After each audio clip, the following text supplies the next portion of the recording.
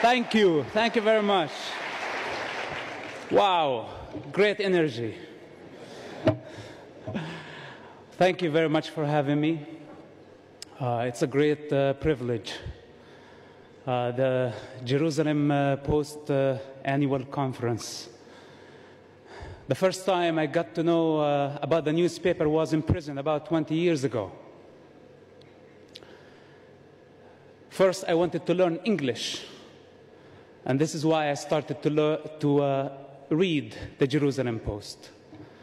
But eventually, it became my window towards the Jewish world and towards the Western world as well. 16 months in Israeli prison, reading almost every day. So I have some connection to the Jerusalem Post somehow.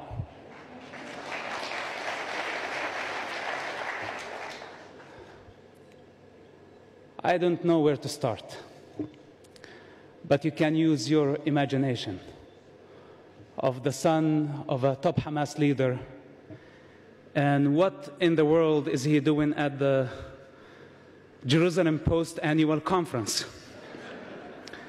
They gave me a tag. I don't wear it right now, but they had on it the son of Hamas. And I went through security all the way to the backstage.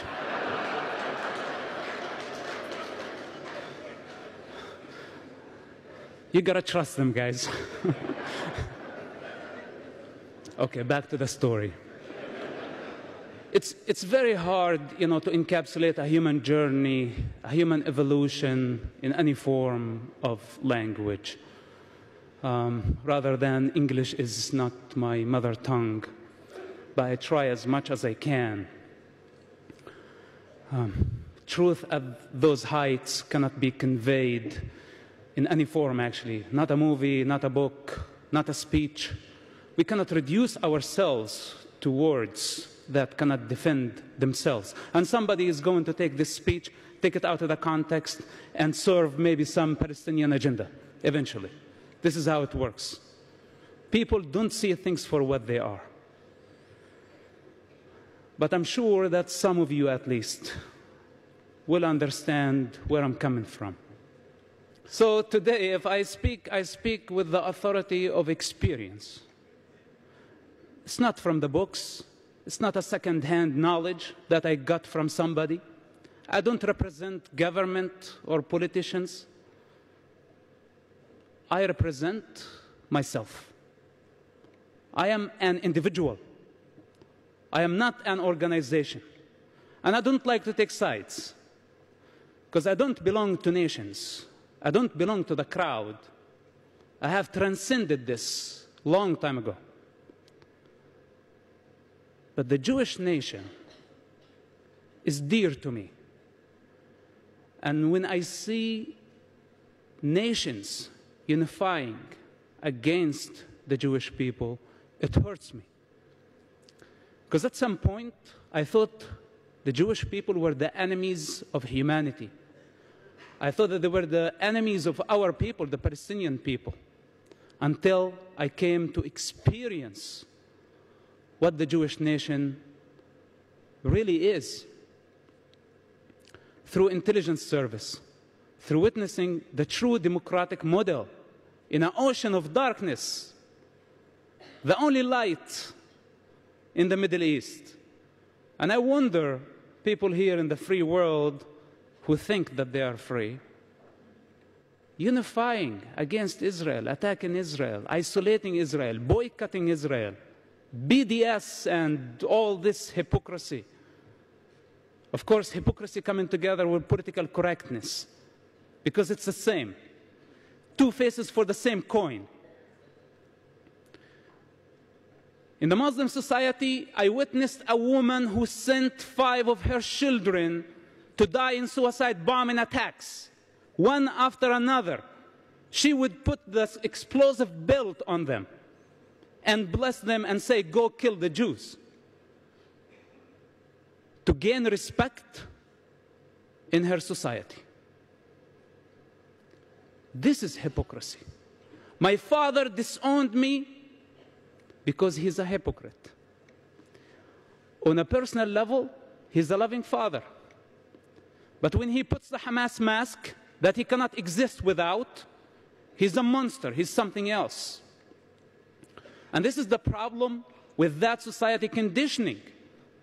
That if you take individuals on the side, they're just human beings like us. Any of us could have or have been brought in that environment, would be conditioned in the same way. The human condition does not differentiate between an Arab or a Jewish person.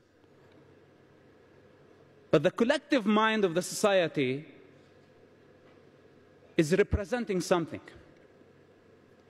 Is representing an ideology, a culture, a state of consciousness that calibrates in darkness, that calibrates in the 7th and 6th centuries. Ruled by tribal lust for power.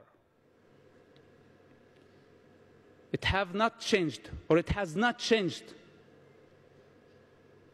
Muhammad, and I know that I've been told by people here not to say this, so it does not look like the Jews are going against the Muslims. But we cannot fool ourselves. There is an Islamic problem.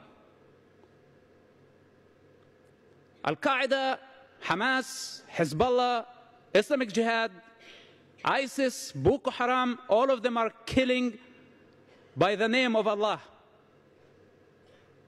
They're not killing by the name of Jesus. They're not killing by the name of Jehovah. They're not killing by the name of Mahavira or the Buddha or Lao Tzu. They're killing by the name of Allah. There is an Islamic problem, and I think humanity needs to stand against this danger, because this danger is not only against the state of Israel. This danger, thank you. This danger is against the evolvement of mankind.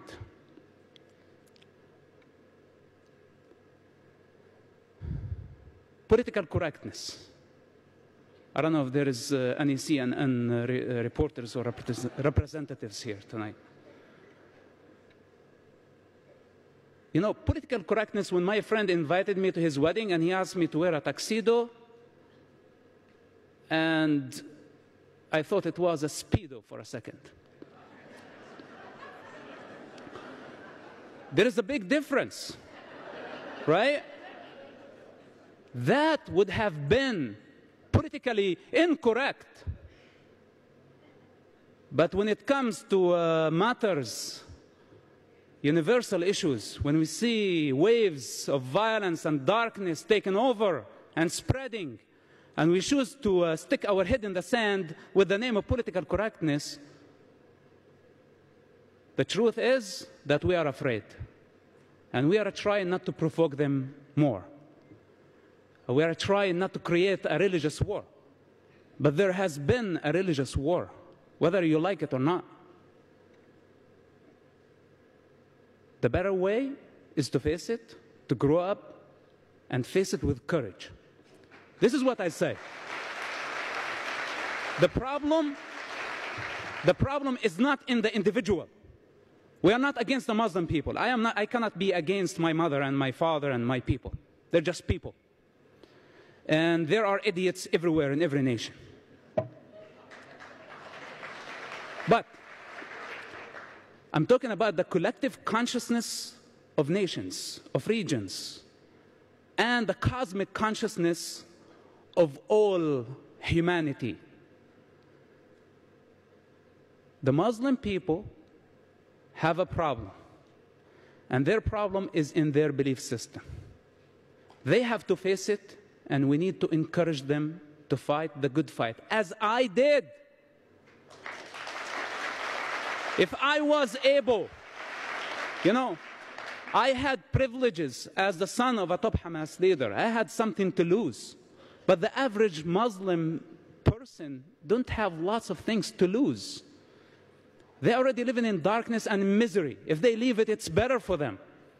When I left, I did not leave misery. I left privilege. I left position. I was paid. I was protected. Everybody wanted me to stay wearing the mask. I am a living example and a challenge, and I will continue to be, to every individual who lives in the Muslim world, that this is the time to grow up, to destroy the walls, and to transcend the conditioning of the society. This is the only way. But to tell them, no, Islam is a religion of peace, we just create the perfect climate for terrorists to keep on growing. I say otherwise. Our problem is not with the individual, our problem is with the belief system. That humanity and the free world need to unify, as eventually, even though it was too late, the world unified against Nazism. Today, free people need to unify against Islam, not against the Muslim people, against Islam itself as a belief system. When the president of the free world stands and say, that Islam is a religion of peace, he creates the climate, he provides the climate, the perfect climate to create more terrorism. I love Israel. I love what Israel stands for, its ethics, its values, its democracy, its love. A nation that was able to overcome the Holocaust, and instead of playing the victim mentality and blame everyone for their suffering, they were able to build a state, a democratic state, make it from a newborn state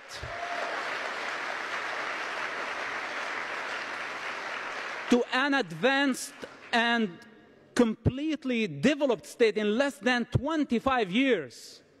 This is a great example. It has been a pleasure. I appreciate the love of the Jewish nation everywhere in the world. I don't care what they label me. Again, I speak with the authority of experience. If they have anything to say, they can say it right to my face, if they have the courage. But I doubt. Thank you so much for coming. God bless you. God bless Israel. Thank you very much.